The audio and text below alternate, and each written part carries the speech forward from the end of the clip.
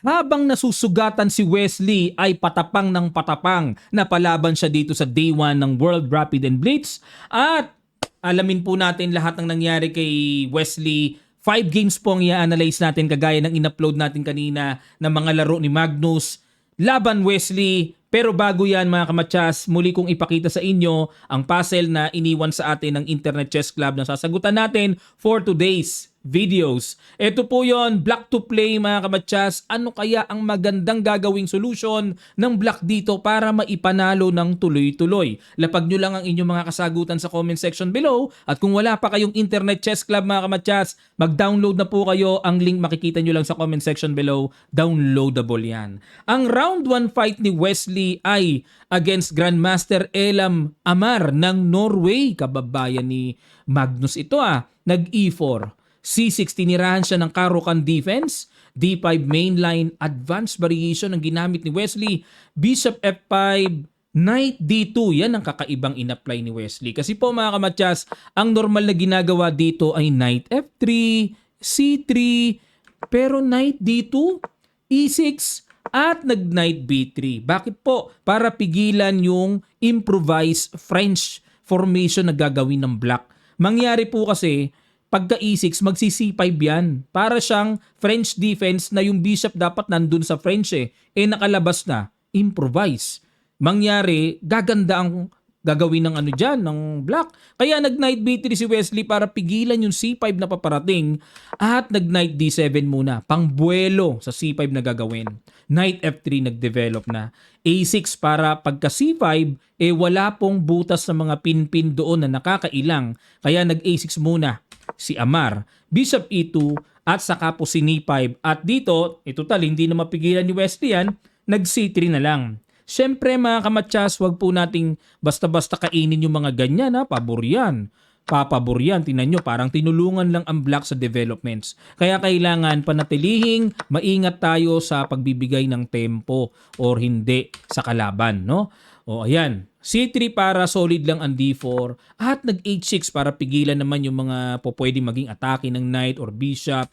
Nag-castling lang, C4, sinarado na at sinundan pa ng B5. Mukhang nagpaplano ditong gumapang ng pawn storming A5, B4 ang black at nag-Knight E1 lang si Wesley. No? Relax lang, naghahanap siya ngayon ng plano kung papaano aatake. Knight E7 at nag-Knight C2. Ayan, para mamaya mag-Knight E3. Bishop H7, umiwas na at nag-F4. Yan po ang maganda, no?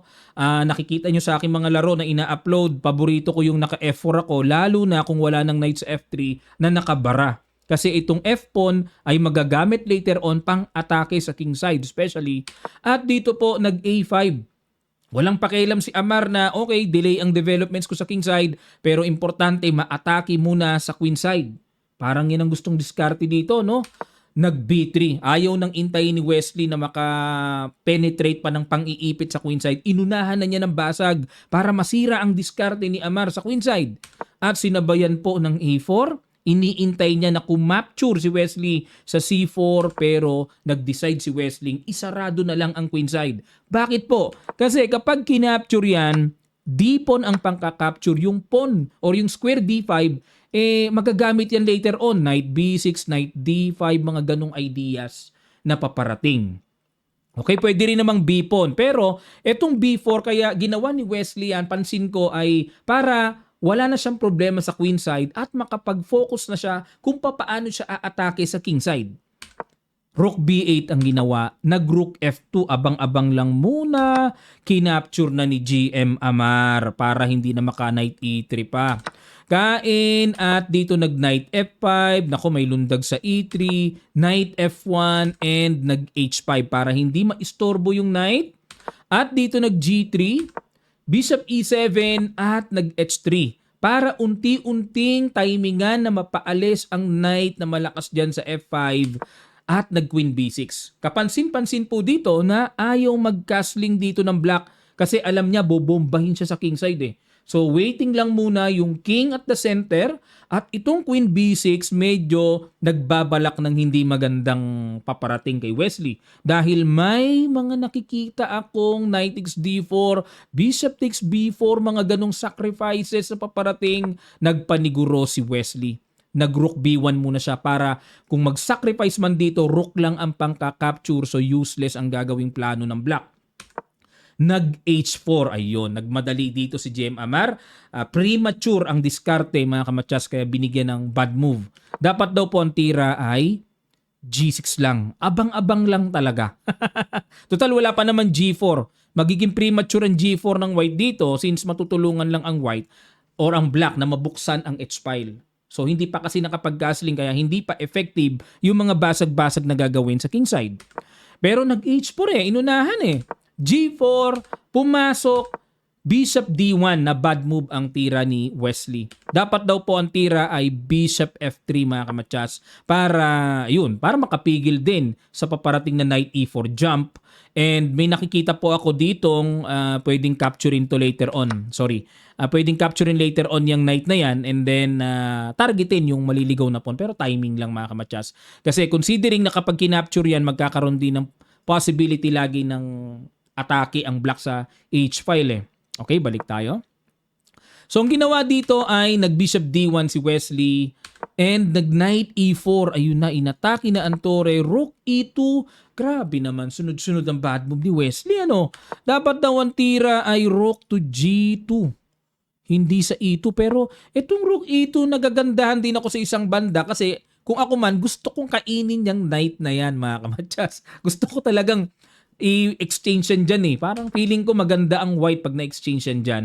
G5, binasag na po ulit, isa uling alanganing tira, pero nag-king h2. Kumounter alanganin si Wesley.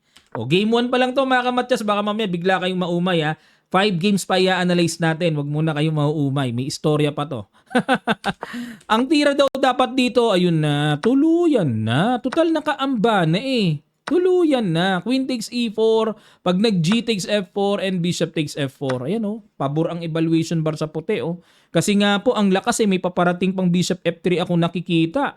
Tapos mga gano'n, knight e3. Kahit na quality down ang white dito pero since bishop pair and then yung king undeveloped pa sa gitna, ito po ay totally compensated for white or talagang sapat ang kapalit ng pagka-exchange sacrifice na gagawin ng puti. Pero ang ginawa ni Wesley, masyado siyang maingat. Iniwas niya yung king sa nakaka-pressure na pin, At kumapture na sa f4, bishop takes f4, at nag-f6. Talagang lubos-lubos po ang pambabasag na ginawa dito ni GM Amar. Basag-basag talaga. Knight d2, good move para talagang mapaalis na ang very, very strong na knight na yan na nakabara sa gitna. Kinapture ang e5. Kumapture sa e4. Grabe, ang gulo, Takes. At takbo uli knight d2. Mali ang takbo uli ng knight ni Wesley. Dapat daw, pasok dun. Oo nga, malakas nga naman. May threat pa doon, Pasok. Ayun, mas malakas ang knight. Sayang, Umatras si Wesley. Nag-f3, pinakain na. Kinain. Check. Baba, king h1, obligado, queen g3. Ayun, nakahanap ng pagkakataon si GM Amar na makapangalikot mga kamatsas. Okay. Kala ko libre yung knight. May bishop nga pala. Depensado. Nakapingas pa ng pawn. And ayun nga lang, napingas lang din ng pawn. Knight h2 harang at nag-queen d3. Grabe, sigurista. Para hindi na makatulong yung queen sa panggugulo. Queen to queen. Umilag si Wesley. At nag-king d8, umilag lang din. Perfect na ilag. Nag-bishop f3, ayun. Nag-blunderations na si Wesley. Dapat daw po ang tira ay rook e3 mga kamatsas. I-neutralize muna yung queen na yan. Pero nag-bishop f3, tineret ang pawn sa d5. Rook b6, hinamon ang tore. Okay. At nag-rook e3, another bad move. Siguro po dito, sa bagay sa time naman, 12 seconds na lang si Amar, 1 minute and 45 seconds pa si Wesley, lamang naman siya sa oras. Bakit hindi pwede ito mga kamatsas? Wait lang why knight bishop takes d5? Okay. At least naintindihan na natin, may queen e4 check lipad. lipad yung bishop. Mawa 1 piece down ang puti. Okay. So maigi natatanong natin ano. O pero balik tayo, rook e3 ang ginawa. Hindi ko na ipakita yung mas tama. Ito po mga kamatsas, yan pala dapat ang tama. O ayan, pag kinain ito, queen g5 check, tapos king d6. Bakit dyan? Okay. Sige, para pag kinain to, pero rook e1 lang ang tira, hindi naman kakapturein muna bibitin muna O, wala pa namang pang depensa dito sa d5 anytime, no? So, pero lamang pa rin ng black dito mga kamatyasin nga lang, mas ito, mas nakikita kong makakagulo-gulo dito ang puti. Ayan. No, pero balik tayo mga kamatsas, ang ginawa ni Wesley, nag-rook e3, queen g6, queen f1, para itong tore iba-battery dito gamitin. Bishop g5, tinusok, rook e2, rook f8, pressure pin, rook e1. Pinili talaga ni Wesley i-battery. Queen d3, okay, pressure sa c3, naka-threat. Queen g2, rook f6. Ang laki na ng lamang ng black dito, dapat h3 lang daw. Okay, h3 gulo-gulo na, no? O pero rook f6, bishop takes d5, nag-h3, ayun, grabe. Tinamaan si Wesley. H3, queen e4, at nag-bishop h4, ayun, ang gulo ng laban nila. Ito po yung mga laban na masyadong isang mali mo lang. Isang mali mo lang may kalalagyan ka. Dito raw ang tamang tira ay rook f4. O ayan po ha, rook f4. O pero ang ginawa, bishop h4, rook g1 ilag, rook f2. Bad move din. Dapat daw is queen takes e4 tapos bishop takes e4. Yun lang ang tamang tira. O pero nag-rook f2, queen takes d3, wala na. Sa ganito talagang kita ko na nagkakailangan na sila sa position. O, kahit si Wesley confused na yan kaya parang hindi na niya tamaan yung accurate. Accurate po is rook takes f2, pag rook takes f2 and then push g5. Yan ang accurate. Yun nga lang, kaya nga hindi mga tamaan na kasi naiilang na yung position. Kumbaga, annoying na, naiilang na ang bawat isa. Kaya hindi na magkatamaan. Pressure na sa time siguro kasi dying seconds na sila pareho Kain and nag-rook e3, threat ang pawns. Nag-d2, naku, nabuhay ang pass pawn. Knight f3, another worst move by Wesley. Dapat daw po ang tira ay rook takes h3 lamang. Kainin na talaga ito. Pero nag-knight f3, knight f6 kumounter sa bishop, bishop e6, pang support din, and nag-rook e8 pin. Pinapakain ng libre to. Kain, knight d5. Ay, grabe kagulo. Grabe. Dapat daw knight takes g4 ang perfect. Yan, winning na winning ang black Knight d5, kinain na lang ni Wesley kain, and nag-knight f3 kasi may ay kala ko kakainin yon, matcha, sasabihin ko sana. Black pawn nga pala yon. Kinain, kain, ayun, sinimplihan na lang po si Wesley. King h2 kain at dito po, resign. Bakit po nag-resign si Wesley sa round 1 pa lang? Wag muna kayong bibitaw may round 2 pa tayo mga kamatsas. Babawi si Wesley. Dito po kaya nag-resign kasi kung gaganoon, dito lang pupunta. Wala nang buhay, kakainin lang pag gumanon. Ay hindi, wag na munang kainin pala, ito lang muna. Pagka gumanon, dito lang muna, king f8. Saluhin muna to, anytime naman yung pawn, makukuha na So, konting pag-aaral lang po sa rook and pawn ending. At wala nang kapalag-palag dito, sugswang ang posisyon ni Wesley. Grabe, dali siya sa round 1. Buka na pa lang, upset na siya. Pero itong round number 2, baka mainit-init na makina ni Wesley. Pag-aralan po natin. Black siya dito kay IM Sedrani Amar. Amar na naman ang pangalan. Na double M lang, no? Uso Amar ngayon Cecilia ang pinasok ni Wesley at Cecilia Naidorf. Bishop G5 ang pinakamatandang itinitira against Naidorf variation, ang Bishop G5. Yan ang pinaka-old or oldest, no? Queen E2, yan ang medyo bagets na tira. Kasi po itong Queen E2 pagka ganyan, bagamat tinakpan ng bishop ay magkakasling yan sa queen side. Kaya yan ang plano niyan. At nakakailang dyan yung paparating na E5 na basag na kapag kinapture, dami mga sacrifice na makaka-atake sa queen. Pero dito mga kamatsas, medyo nagkamali yata ng plano at diskarte itong si IM Amar. Okay, IM na taga ano to? United Arab Emirates. Ayun, hometown. Doha, Qatar to eh. Kinapture, may sacrifice na palang ganun. Kasi po itong sacrifice pag kinapture ng knight, may bawi kagad, simple lang eh. At halimbawa magking B1 o di babalik lang, nakapingas lang talaga ng maliwanag na isang pawn. Oh, teka muna, mukhang may namis ako dun na kasling nga lang daw eh, oh, kasling lang. O sa madaling sabi ay lamang ng isang pawn pa rin. O balik tayo mga kamatsas, pero ang ginawa dito nakipagsabayan ng ganyan. In-endgame lang. Okay, o nga no. O pwede pa rin. Pwede pa rin. Equal number of pawns. Pero mas naunang makadevelop dito ang black. Yun ang difference. Unang nakadevelop. Ganon, ganon.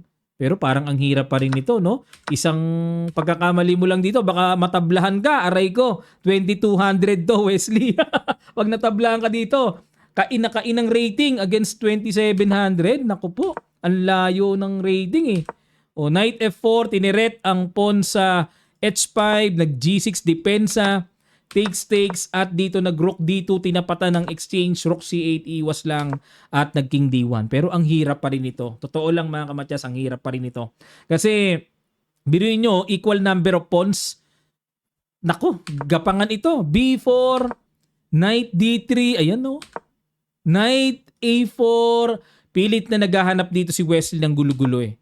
Rook D2, o Rook E2, Pin, Ilag, and then A5. At dito nag-Rook E5, grabe, sakit pa rin sa ulo, no? O, IM lang ang kalaban ni Wesley, pero sakit pa rin sa ulo. Kain-kain. Tingnan nyo naman, slightly better pa nga ang position dito ng puti eh. Paano yung sakit ng ulo? Ayun, mga kamatsas. At dito, nag-King D2. Ay, nako, grabe. Hirap na hirap ang laro ni Wesley ah. Oh, binigyan si Wesley ng pagkakataon makakain? Kasi may bawi. May bawi din naman. Ayun, may bawi din. Galing din talaga ng IM, ano? Biro niyo sumasabay, oh. Yun lang, may nadali ang kain at namali po ng kain. A at B ang pagpipilian. Yung B pa ang nasagutan, na bilugan. Knight takes A5 ang tamang sagot. Diyan lang pala. Pero lamang pa rin, konti nga lang. Lamang ng konti lang dito si Wesley. Anong pagkakaiba ng Knight takes D4? Anong malaking diferensya? Gumanon, atake sa pawn, King B2 depensa, King D5. Mangyari, napaka-aktibo ng King ni Wesley kumpara sa King niya ng kalaban. Knight B3, A4, Knight D2. Ayun, no? Unti-unti na. Ayun. Bad mo ba rin? Dapat daw ang tira ni Wesley, F5. Talaga, grabe si Wesley talaga, no? Ano ba to? Wala ba siya sa kondisyon? Knight D4.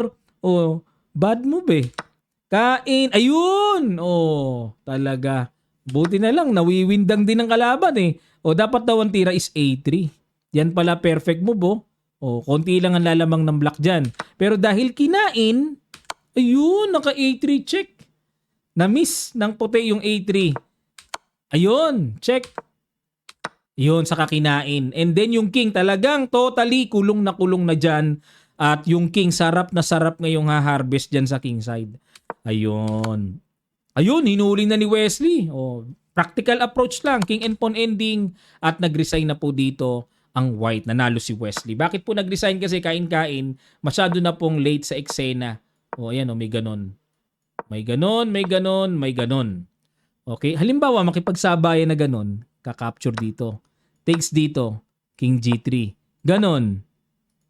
Oh, dito, dito, dito, dito, dito, Queen. Bago pa maka-Queen pala yan. Oh, check, wag na, Queen C1 na lang. Kontrolin na lang yan. Okay. Oh, nanalo si Wesley, nakabawi sa round number 2. Dako tayo sa round number 3.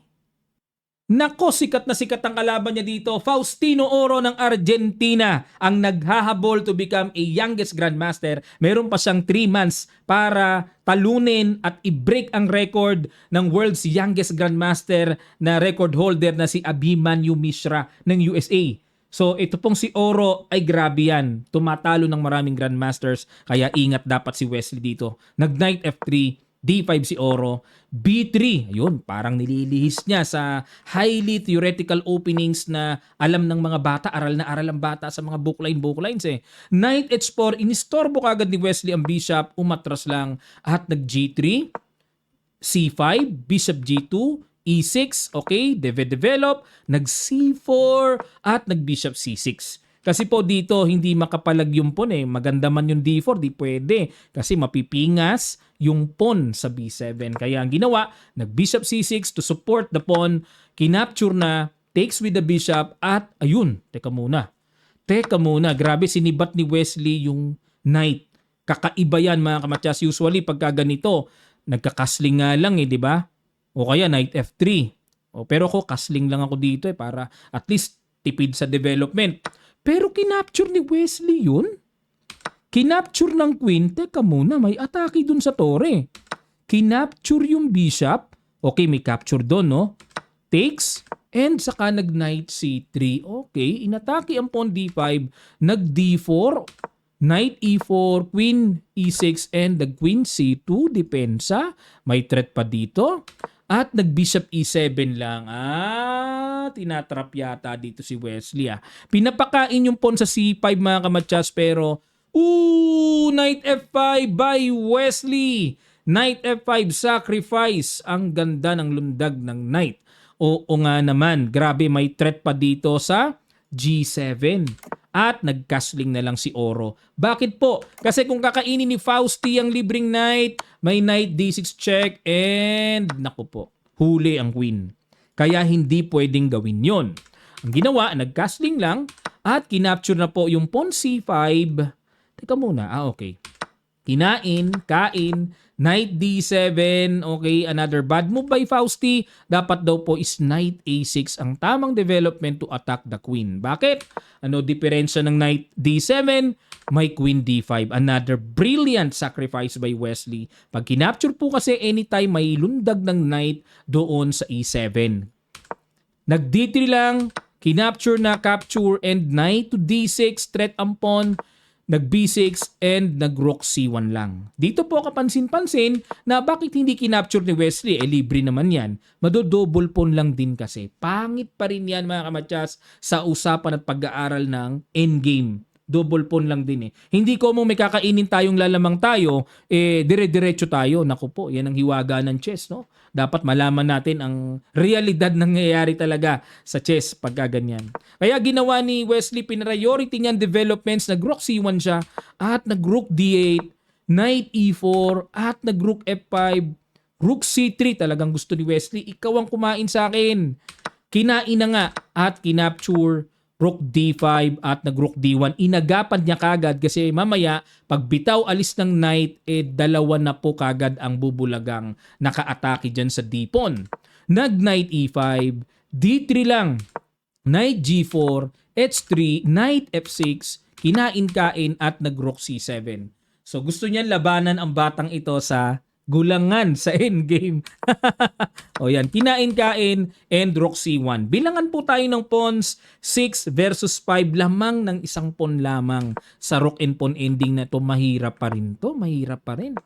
Rook C4, H5, F4, pero I believe may drawis to mga kamatyas. May drawis to. Kailangan lang makita dito ni Fausti ang correct na pattern and talagang continuation. Yan o, hinaharangan ni Wesley, ayaw niya na may mga gulo-gulo. Nag-King G6, Rook E4, ilag ulit. Ayun, dapat daw ang ilag ay sa G7. Ayun, para angat yung king and may threat sa G3. Pero nag-Rook C7 si Fausti, D4, King F5, Rook E2. Gusto ni Wesley nakakat yung king at hindi makagamit yan or hindi maipangdidepensa sa unti-unting pag-progress ng paspo o ni Wesley. Rook G7, Rook E3 lang. Ayan H4 para magkabutas, chinek muna, gumanon, and then G4 para secure na secure, walang mga gulugulong pasok-pasok. Rook D7, King D3, Rook C7 at nag-check, ilag, threat uli yung pawn, okay, nilapitan para depensahan, chinek na ni Wesley. Kinain, pinasok na ni Fausti. Yun nga lang po mga kamatyas, ang gusto ni Wesley mangyari, pag nakuha yung H4, or H4 ay wala na. Dalawa na yan eh. Oh, yun, nakuha ng buong buo. So maliwanag, 2 pawns up dito mga kamatsas, talagang itsura pa lang. Itsura pa lang, panalo na.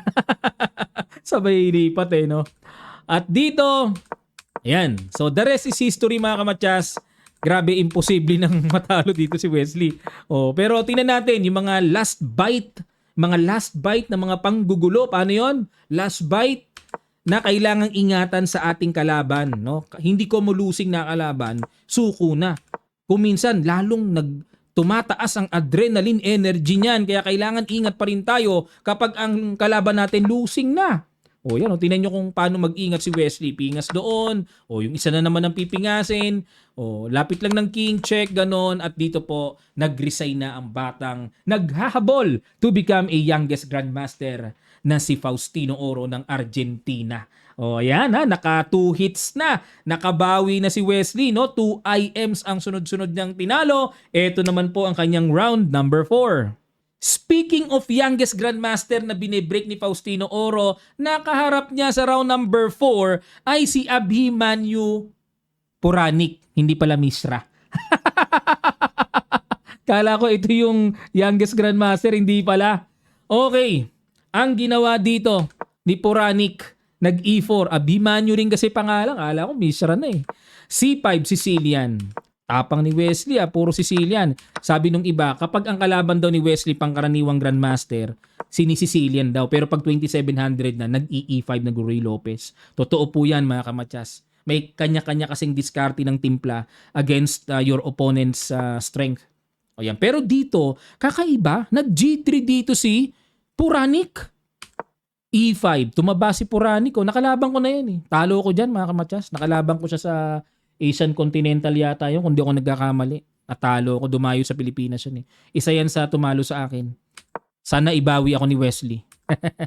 Bishop G2 at nag-H5. Ayan. Ito po yung discarding unusual against Sicilian Najdorf na nagpa-fiangketo ang puti. Bihirang-bihirang gawin yan. Kaya ginawa ni Wesley, nag-H5 siya. Nag-insert kagad siya ng pawn para maka-H4 at makapag-create kagad ng hatid na pressure at atake sa kingside. Grabe yung kamay ko. Naghahatid talaga. At nag-Bishop E3. Aba, di pinansin ni Puranik? In-H4. Usually dito mga kamatsas ang ginagawa dyan H3. Para pag nag-H4, baliwala na, mag-G4. O kaya totally in-H4 kagad. Pero dito, in-invite pa niya. Sige nga, okay lang. Parang ganon. So in-H4 dito ni Wesley, saka in-H3? O di kinain lang. Hindi ako believe sa ganito kasi may threat na eh. At napakalakas naman ng H-file. Ba't ganon? G6, bakit ginanya ni Wesley para hindi rin makalundag po yung knight? Masyadong malakas pag lumundag yung knight eh. At dito nag-Queen D2, Bishop E6, castling queenside, knight BD7, nag-H4. Ayan. At gusto ni Puranik na mukhang babasag na siya sa kingside. Queen A5. Ayan. Nagmamadali naman si Wesley. Magtrabaho din naman sa queenside para hindi lang si Puranik ang makagawa ng gulo-gulo. At nag-A3 kasi po nakatret eh. Yun, kakainin yung pawn sa A2 eh. Nag-Rook C8. Pressure lang sa C file. Bishop H3. Ayan na, hinuli na yung bishop sa E6, knight G4. Okay, sinalaksakan lang ng knight. Bishop G5, blunderations by Puranik mga kamatsas. At dito po, pakiguess nyo ang brilliant shot na ginawa ni Wesley. Sa ilang sandali lang, tutuloy kagad natin. Start.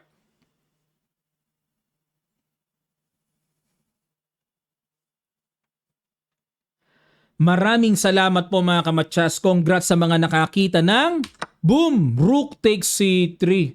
Ay, kaganda. Congrats sa iyong nakitang tira. Rook C3, ang ganda oh. At ang ginawa dito, kinapture muna yung knight. Teka muna mga kamatsas, klaruhin po muna natin. Ano? Pag kinapture ito, halimbawa capturing ng queen, para maliwanag. Takes, may knight takes F2. Daming bitin-bitin. Pag nag-bishop takes, F takes. Double pa rin. Nakahang pa rin naman yung dalawang tore. Pag kinapture ito, King takes E7. Okay, doble pa rin naman. Plus, okay, weak ang H4, weak ang E4, with strong center control ang black. Okay, ano na, klaro na mga kamatsas. Okay, so dito, kinapture muna yung knight. Kinapture ni Wesley yung A3. Another brilliant shot by Wesley. So, threatening matsas sa A1. Grabe ito. Parang tala. Kain-kain. At kinapture yung bishop. Check muna, ganon. Kain-kain. Kinapture. And then nag-king E3. Takes, and then king E7. Ayan. At dito po, lumabas na napakaganda ng endgame results, outcome ng position dito ng black. Nag C3, rook H4, ayan o, threatening, rook G4, pabagsakin ng pawn G5, nag knight E2, knight C5 threat ang pawn, F3 muna depensa at nag rook H2, rook G1, D5, ayan na, tubuo eh. Sabihin ko sana, tubuohin the center, ayun. To build the center. Anong tubuohin? At nag B4. Okay, B4. Knight A4. Takes, and then nag F4. Ayan, masaya lang ako mga kamatsas, no? Kasi totally nasa healing process. Pagaling na yung mata ko. O, ayan, no? Maga pa rin ang mata ko. Ito, nakita nyo yung eye bags ko mga kamatsas, oh. Lobo yan. Naku, papakita ko sa inyo yung proseso. I-upload ko sa Kamatsas Facebook page yung reels. Yung day 1, nung na-allergy ako. Grabe. O kaya ngayon, magkasalamin na ako. Total, na-allergy na ako eh. Hanggang dulo na to. May nag-request din. Sabi, magsalamin na lang ako eh. Anti-radiation pa. O nga naman. Okay, nag-rook H3 check si Wesley. At yun ang bad move. Dapat daw po ang tira mga kamatsas. Ay, oo, na-miss ni Wesley. Ang big shot, the winning shot. Kain. Oo, may threat tempo. Pag ginain ito, may D4 check. Kapag nag-king E4, may D takes C3 at halimbawa mag-F takes E5, mayroong king E6. At ito pala ay winning sa rook and pawn ending na to. Sayang. O, kitang-kita sa evaluation bar mga kamatsas eh. Pero balik tayo, ang ginawa ay Chumek. Nakailag. Iba na ito. Nag-iba ang tema. Kain. Ayun. Naku, nakabawi si Puranik. Ayun. Gumano, nakabawi ng counter. Nakabawi. Yun, hindi kasi pwedeng kaining libre dahil may knight F3 check, double. King E4 check, gumanon, check. Nakagulo pa si Puranik ng malaon, ano? Nakagulo-gulo pa. Tiniret yung pawn C3. Check doon, gumanon. At nag C4. Kinain at nag-rook B3. Parang nabingit pa yung king. Kung may depensa lang tong pawn, matikambing eh. Oh. Imagine niyo. Matikambing kung may depensa lang. Kaso kakainin pag umalis yung knight eh. Nag-rook F4. Bad move. Dapat daw po is king C2. Rook F4. Gumanon. Ganon. At grabe. Ayun. Kaso humirap. Ayun. Ayaw ni Wesley ng tabla.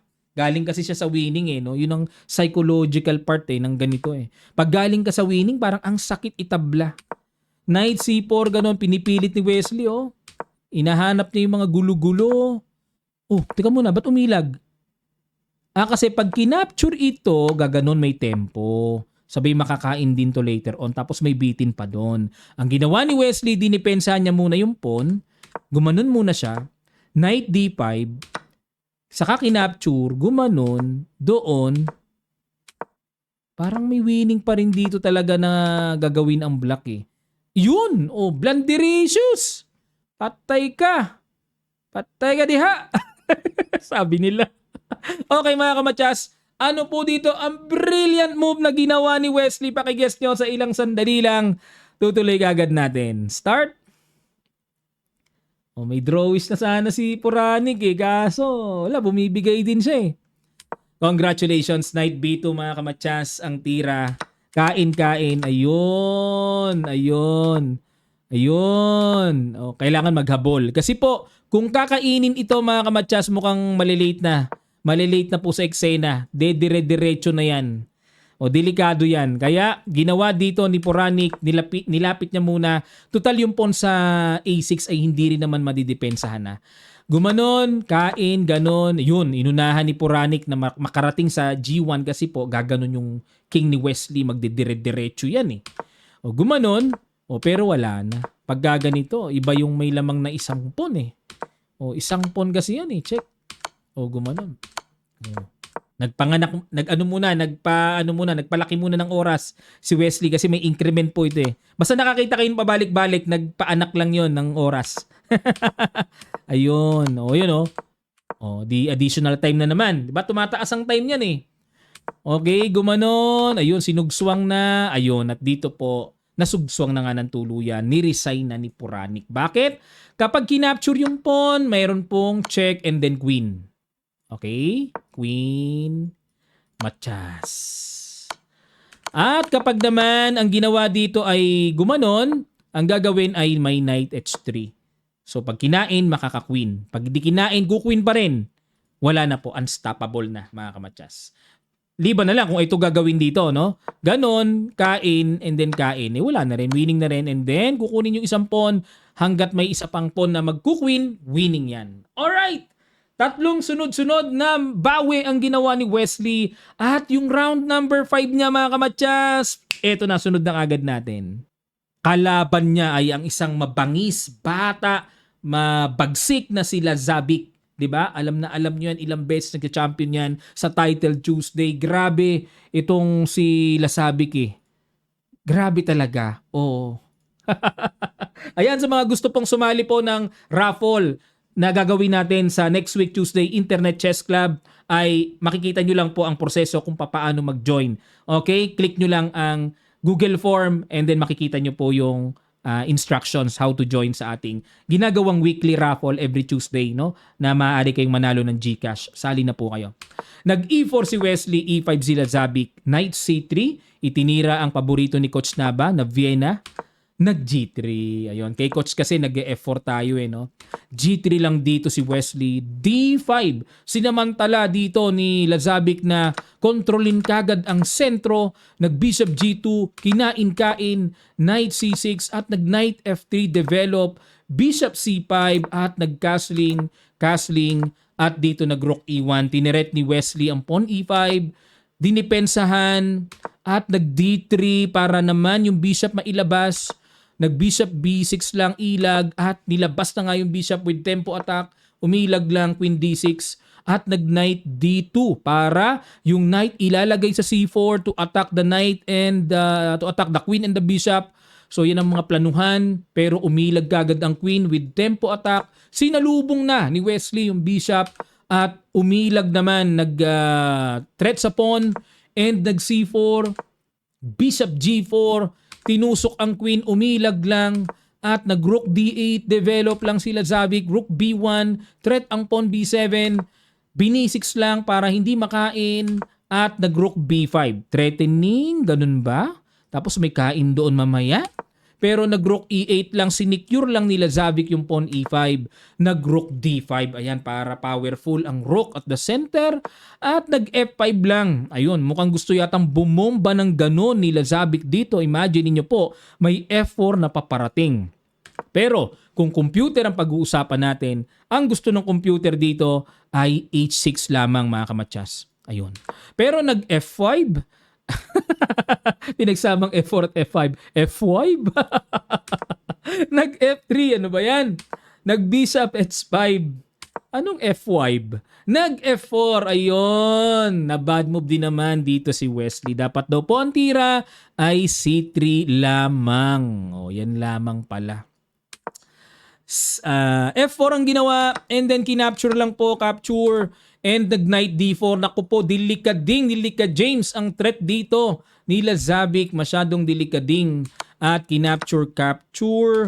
Ayun, talagang binigay na ni Wesley. In-exchange na yung Torre sa Knight dahil masyado pong malakas yung papalundag na Knight. Kinapture na, Knight B3. Ooh, brilliant idea by Lazabic. Nagpaka-practical. Bakit ba? Halimbawa kung iilag lang, Rook D8, ganun.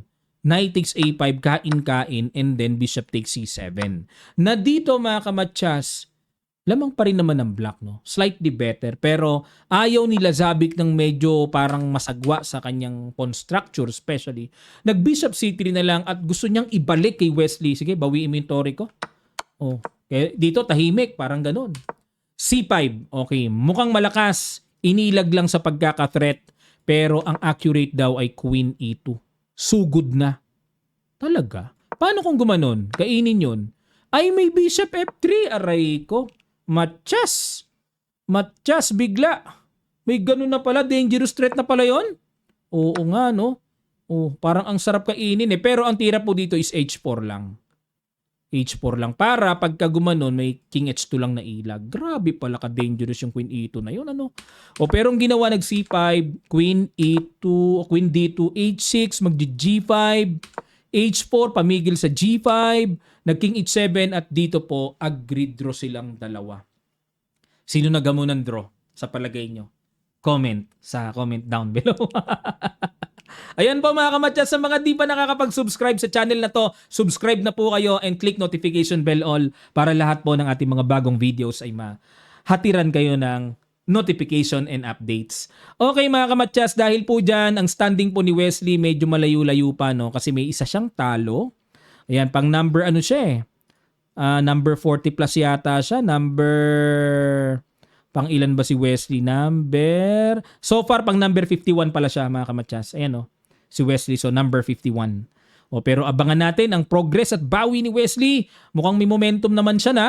Pero at the top, Magnus Carlsen still the king. Arjun Erigaisi of India. MVL ng France. Artemiev ng Russia. And World Champion Gukes with 4.5 points. Yan po ang updates natin mga kamatsas. Sana po natuto kayo at na-update dito sa day 1 ng ating susubaybayang FIDE World Rapid Chess Championship na ginaganap sa Doha, Qatar. Ayan, maraming salamat po mga kamatsas. Sa mga di pa nakakapag-subscribe, subscribe na po. At sa mga wala pang Internet Chess Club account, free lang po ito. Ang link ay makikita nyo sa comment section below. Maraming salamat po. Bye!